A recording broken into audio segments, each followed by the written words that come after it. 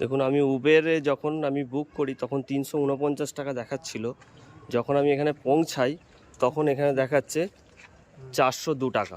এটা তো ব্যাপারটা হচ্ছে যে আমি আজকে উবের বুক করেছিলাম, তো তখন অ্যাপসে দেখাচ্ছিল ৩৪৯ টাকা আমাকে পে করতে হবে ডেস্টিনেশনে পৌঁছাতে গেলে। তো আমি বুক করি, ৩৪৯ টাকা আমাকে ক্যাশ পেমেন্ট করতে হবে, সেটাই শো করছিল।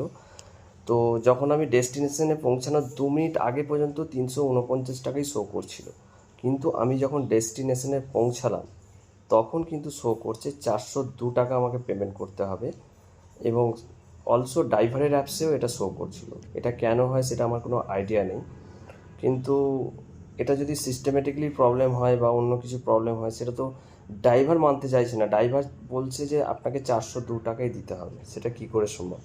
সাপোজ ধরুন আপনার কাছে ৩৫০ টাকা আছে, আপনি বুক করলেন, পৌঁছে গেলেন ডেস্টিনেশনে, আপনার কাছে দেখাচ্ছে ৪০২ টাকা, কিন্তু আপনি পেমেন্ট করবেন কি করে? কারণ আপনার কাছে ৩৫০ টাকা আছে, কিন্তু অ্যাপসে দেখাচ্ছে ৪০২ টাকা পেমেন্ট করতে হবে। তাহলে আপনি কি করে সমস্যার মধ্যে পড়ে যাচ্ছেন? তাহলে সিস্টেমে কিন্তু গলতি আছে উবেরে। সো উবের বুক করার আগে সবাই কিন্তু একটু ভাবনা চিন্তা করে বুক করবেন। আর এই ভিডিওটা সবাই শেয়ার করুন, যাতে সবাই বুঝতে পারে যে উবেরে যারা যারা প্রবলেমের মধ্যে পড়েছেন তারাও অবশ্যই নিচে কমেন্ট করে জানান। আর অবশ্যই সবাই এই ভিডিওটাকে শেয়ার করুন। আমিও ভিডিও করে রেখেছি, সেটা তোমাদেরকে দেখাচ্ছি, দেখো।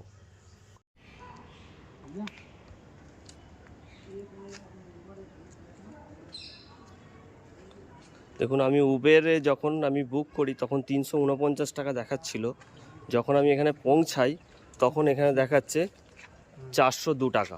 এটা কি করে হলো সেটাই আমি উবেরের কাছ থেকে জানতে চাই। So this is the fraud, absolutely fraud. কারণ আমাকে তো আগে বুঝে নিতে হবে যে আমি ৩৫০ টাকায় যাব কি যাব না, ৪০০ টাকায় যাব কি যাব না। অ্যাপসে শো করছে, কিন্তু পৌঁছানোর পর এটা দেখাচ্ছে। এই হচ্ছে গাড়ির নাম্বার।